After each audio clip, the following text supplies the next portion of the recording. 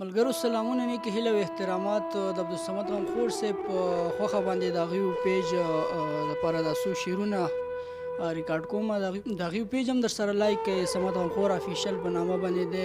غزل نه مخکې یو څو شعرونه دي تمنا صاحب چې بې مقصده مې لفظونه نه خوښېږي، بې مقصده مې لفظونه نه خوښېږي، زما رنګ په رنګ رنګونه نه خوښېږي، او دا واړه واړه ګلونه یتیمان کړي په دې وجه مې جنګونه نه خوښېږي.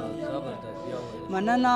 دا واړه واړه ګلونه یتیمان کړي په دې وجه مې جنګونه نه خوښېږي، او بې ضمیره حکمران ته دا پړقېږي ځکه مې دغه لاسونه نه خوښېږي.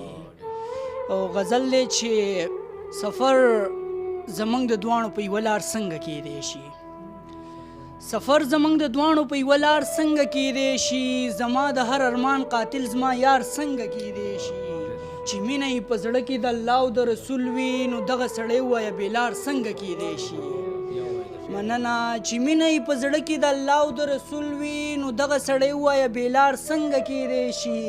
قربان یې کړه خپل مال او سر د خپل وطن لپاره، حیران یم چې داسې کس غدار څنګه کیدی شي. مننه. قربان یې کړه خپل مال او سر د خپل وطن لپاره، حیران یم چې داسې کس غدار څنګه کیدی شي.